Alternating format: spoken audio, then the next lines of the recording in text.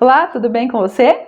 Hoje eu vim falar para você da importância da comunicação no aconselhamento da amamentação. Como que você pode usar a comunicação para se tornar um profissional de excelência? Daqui a pouquinho eu te falo.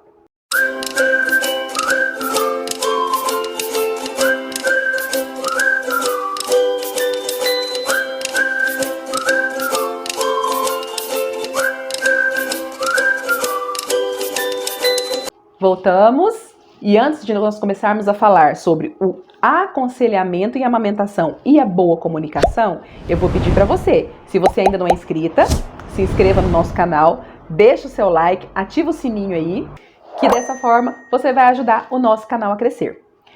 A boa comunicação, ela é importante em todos os aspectos da nossa vida. Inclusive uma frase que eu gosto muito de usar e que eu gosto de usar e na prática também. Não só de falar, eu gosto de praticar. O óbvio precisa ser dito. Aquilo que é óbvio para mim pode não ser óbvio para você, pode não ser óbvio para o outro. Então, mesmo que eu ache que aquela informação é óbvia, eu tenho que dizer essa informação. E a primeira coisa que eu quero falar para você, comunique-se de forma clara.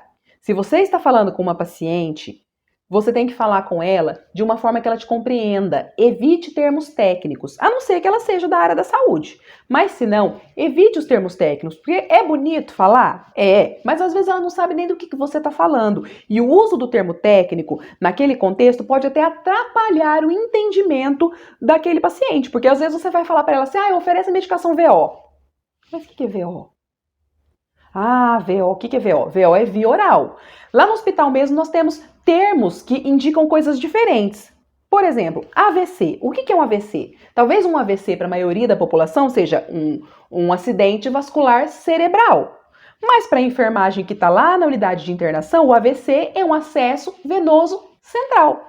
Então, tá vendo como que a comunicação, quando ela não é clara, ela pode fazer com que a pessoa entenda de forma errada ou não compreenda? Talvez ela possa até executar de forma errada alguma orientação. Então, eu anotei aqui umas coisas que são importantes para que você tenha uma boa comunicação. Olha só. Acolhimento e compreensão. Primeira coisa, você tem que receber, acolher, reconhecer e compreender a paciente que você está atendendo. Como um ser único, sem julgamentos. Então, como um ser único, porque aquela história dela, aquele momento dela da gestação, do parto, do puerpério, da amamentação, é um momento único. Mesmo que ela tenha tido gestações anteriores, aquele momento é único. Então, a primeira coisa que você tem que ter é o acolhimento. E tem que ter empatia, se colocar no lugar da paciente. Às vezes ela está passando por um momento difícil, às vezes aquela gestação não foi planejada, às vezes a condição financeira não é boa. Ela fala assim, mas se a condição financeira não é boa, mas eu estou fazendo consultoria?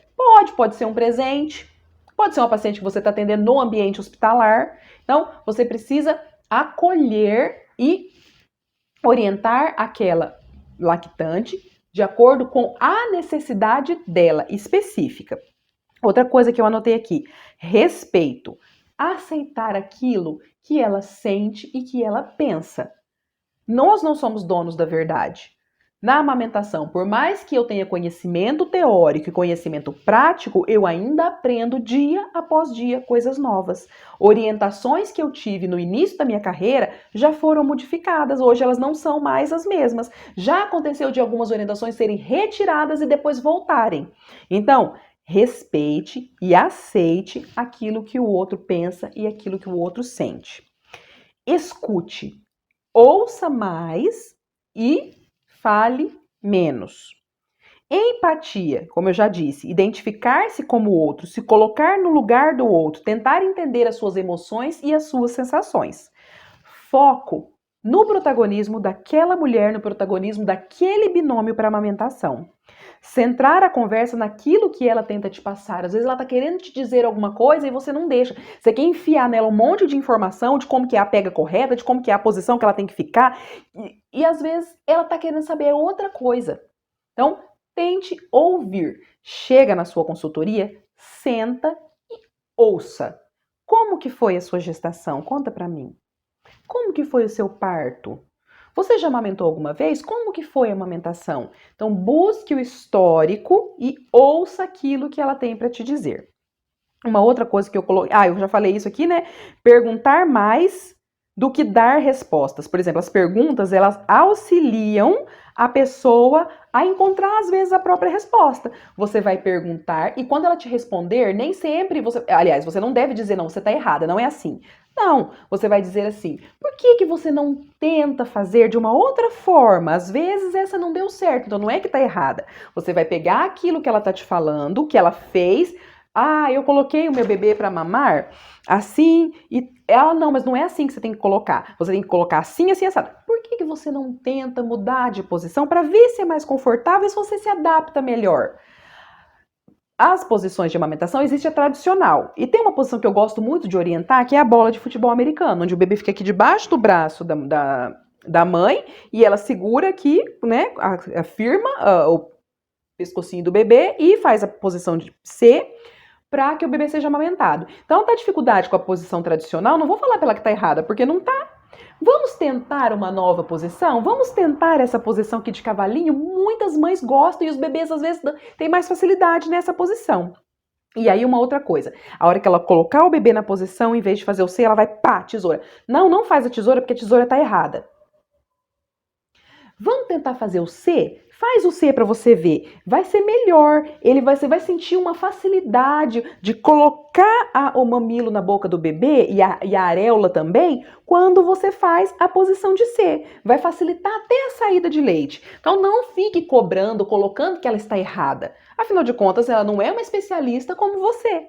Então oriente sem dizer que ela está errada. Ofereça caminhos e ela vai tomar a atitude de fazer sozinha. Isso é o empoderar a mulher. Ela toma atitude e aprende. Já aconteceu no hospital de eu chegar, colocar o bebê para sugar nessa posição da bola de futebol americano e naquele momento ele não conseguia. Mas aí ela foi para casa, tentou de novo lá no ambiente de casa, no ambiente calmo, acolhedor, né? No seu ambiente de casa, naquele lugar que ela gosta, porque o hospital não é um lugar agradável. E conseguiu e deu certo, e o bebê mamou super bem. E ela me mandou filme, falou, olha aqui, olha só, eu consegui pôr ele para mamar nessa posição aqui em casa. Então não fui eu que consegui colocar, eu só orientei como que era a posição. Ela conseguiu colocar sozinha lá em casa. Então, esses são alguns pontos que são necessários para que você tenha uma boa comunicação. Mas tem também os pontos errados. Quais são eles? Que eu anotei aqui. Não remover barreira física. Como assim? Você às vezes atende no seu consultório atrás da sua mesa. E isso é uma barreira física. Se você vai atender domiciliar, você já senta do lado dela, às vezes no sofá, né? Às vezes ali tá no quarto, na cama, você procura um banquinho para você sentar mais próximo. Então, remova barreiras físicas. Uma outra coisa, não demonstre interesse. Quando você não demonstra interesse, na verdade, isso é um ponto errado. Você não tá interessado naquilo que ela tá te contando. Ela tá te contando e você tá assim, né, desinquieta, olhando no relógio, às vezes mexendo no celular. Quando você não demonstra interesse, isso é uma coisa ruim na comunicação. Quando você demonstra que está com pressa, nossa, eu tenho um compromisso daqui a pouco. Vamos fazer o seguinte, deixa eu ver como é que tá a sua mama.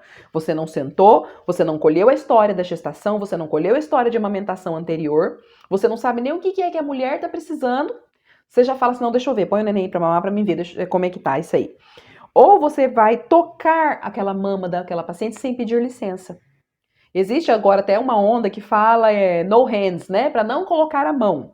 Às vezes você observa sem precisar colocar a mão. Quando você chega a mama no corpo da pessoa e já coloca a mão sem pelo menos pedir licença, eu posso avaliar, eu posso ver como que tá. Ou senão você pode pedir para que ela mesma faça a expressão para você observar.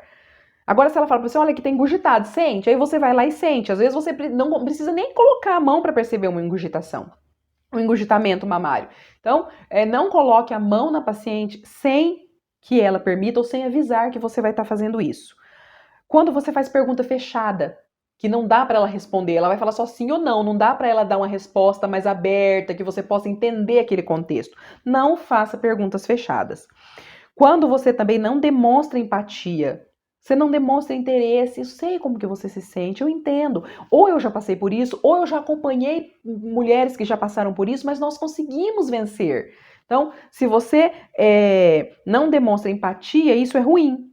Quando você não aceita o que o paciente pensa ou o que ele sente, quando você se coloca como dono da verdade, como portador da luz. Isso não existe mais nem na escola, né, gente? Nem lá na escola o professor não é o único portador do saber, que dirá na amamentação. Eu aprendo com as minhas pacientes também, no dia a dia, com certeza. Quando você emite julgamentos, não julgue, você não está lá para julgar. Ah, eu não quero isso, ou eu não quero aquilo, ou eu passei por isso, ou eu passei por aquilo, ou eu quero amamentar só agora, até o 6º mês, depois eu não quero mais. Não julgue. Oriente. Qual que é a orientação e por quê? Passe para ela os benefícios, mas não julgue. Também, não elogiar. Toda vez que ela faz alguma coisa que deu certo, que nem essa que eu contei para vocês do filminho que me mandou, parabéns! E eu falo isso para as famílias, porque não é só eu ir lá e orientar que vai fazer a amamentação ser um sucesso. Quando a família, os pais estão abertos a ouvir a minha orientação e colocar em prática, parabéns para eles porque fizeram isso. Existe muita interferência na consultoria de amamentação de outros profissionais, que pensam de forma diferente. Não é que aquele profissional está errado, mas às vezes eles pensam de uma forma diferente. E a família, ela fica em dúvida. Em quem que eu vou acreditar? Mas aí o pediatra falou uma coisa, o consultor de amamentação falou outra, mas o meu ginecólogo, o meu obstetra falou outra coisa. E agora? Então, às vezes ele fica em dúvida porque ouviu coisas diferentes de profissionais diferentes. Então, aceite, elogie aquilo que fez e deu certo. E isso vai empoderar aquela mãe, aquela família. Quando você também não oferece ajuda prática, isso também está errado. Você pode, às vezes, não colocar a mão na mulher, mas você pode pegar um objeto que você tem, didático, e ensinar para ela como que é, por exemplo, a pega em C. Como que ela vai colocar aquela região areolo-mamilar dentro da boca do bebê. Então, pode oferecer ajuda prática e se ela quiser que você a toque, que você mostre como que é, faça isso. Muitas mães, às vezes, elas não têm a noção da proximidade que o bebê tem que ficar do corpo dela. Às vezes acha que o bebê tem que ficar lá longe e ela que vem assim, ó, ela arca o ombro e ela que acha que é ela que tem que vir para perto do bebê. Não, o bebê que tem que vir próximo dela. Muitas vezes ela coloca o bebê com a barriguinha virada para cima. Então você pode colocar a mão mesmo, mostrar para ela como que é a posição. Não tem problema. Desde que você fala, com licença, eu posso te mostrar como que é? Você não invade o espaço do outro sem pedir licença. Aqui também, quando você dá muitas informações ao mesmo tempo. Então, o que acontece? Você às vezes está com pressa, tem uma outra consultoria agendada e quer fazer aquela lá muito rápido. Então, você passa aquele monte de informação, aquela avalanche, aquela onda de informação, aquilo dá um nó na cabeça daquela lactante, que ela não sabe o que está acontecendo, não sabe nem o que você está falando e você vai embora e ela continuou com todas as dúvidas que ela tinha e talvez até mais algumas, porque às vezes o que você falou embananou mais ainda a cabeça dela. Então, não dê informações demais. Vai dando informações de acordo com a necessidade daquele binômio, da necessidade daquela família. Você vai traçar o seu plano de ação de acordo com o histórico que você coletou. Então você vai sentar, vai coletar um histórico. Posso coletar antes, na hora que ela me procurar, às vezes via WhatsApp? Pode. Já pergunta lá como que foi o seu parto. Às vezes você pode fazer até um formulário. Faz um formulário com perguntas básicas que você já vai fazer. E quando você chegar lá, você só completa com a avaliação que você tem que fazer da parte prática mesmo. Mas você tem que conhecer o histórico dessa família para traçar o seu plano de ação específico para cada família, para cada binômio. E também, eu falei na parte aqui dos acertos, mas vou falar como erro também, o uso do termo técnico. O termo técnico, ele é para ser usado entre profissionais. Entre o profissional e o paciente, ele não é adequado, porque nem sempre o profissional era da área da saúde, ele não sabe o que é que você está falando. Eu fui fazer uma depilação a laser e eu não me identifiquei, porque eu estava indo lá fazer uma depilação a laser, pra que eu tenho que falar que eu sou enfermeira, né? E a pessoa que estava fazendo depilação usou um termo técnico comigo. E aí ela parou e falou assim, você entendeu o que eu disse? Eu falei, entendi. Aí ela falou assim, você é da área da saúde? Eu falei, sim, sou. Aí eu me identifiquei, né? Ela falou, porque às vezes eu falo o termo técnico e a pessoa não entende. Então é isso que acontece, o termo técnico ele é para ser usado entre os profissionais. Mas ou entre o profissional e o paciente não sabe o que você está falando. Então, evite usar termos técnicos. Ou se você às vezes usar, porque a gente tem esse vício de estar falando às vezes ali no hospital com o colega de trabalho e acaba falando lá. Mas você vai e explica o que é o termo técnico. Ah, e tem o momento da pojadura. O que é a pojadura? Ah, o momento em que o leite desce, a sua mama vai ficar cheia, vai ficar engurgitada, né? Vai ficar às vezes quente, avermelhada. Então explique para ela, é um momento que acontece mais ou menos entre 3 a 5 dias após o parto. Se você usar o termo técnico, não está proibido usar, mas se usar, explique. Não passa atropelando falando para a mulher que é apojadura e que ela não sabe o que é e depois você vai embora e ela vai falar, gente, vai vir uma tal de apojadura, o que é isso? Então, cuidado com o uso de termo técnico. Não dê ordens para sua paciente, faça isso ou faça aquilo. Oriente e sugira. A decisão de fazer, né, ou a execução ali do ato vai ser dela. Você vai sugerir que ela faça. Você quer colocar o seu bebê na posição, quer testar a posição do futebol americano? Se ela não quiser, você não vai pegar e colocar o bebê numa posição que ela não quer. Então, sugira, e essa decisão é dela. Por que eu gosto? Eu já falo assim, olha, eu gosto dessa posição porque as mulheres têm mais facilidade de colocar a região areolo-mamilar na boca do bebê. E tem bebês que gostam muito de mamar nessa posição. Depois que o bebê estiver grande, ele vai mamar em pé, vai mamar deitado, vai mamar de ponta cabeça. Mas nesse momento que ele ainda é um recém-nascido, você tem que ajudá-lo a escolher uma posição que seja mais confortável para ele e para você. Então, sugira a posição e explique por que você está sugerindo, para que ela entenda os benefícios. Essas são as minhas orientações voltadas para a parte de comunicação. Eu vou fazer 2 vídeos falando especificamente sobre os erros e acertos. E eu vou deixar na descrição desse vídeo, porque eu ainda não tenho os links, né? Então eu vou colocar o link assim que eu gravar os vídeos, eu vou deixar aqui na descrição do vídeo para que vocês assistam. Eu vou falar na prática, como se eu tivesse mesmo atendendo uma paciente, e como seria uma comunicação assertiva e uma comunicação não assertiva na amamentação.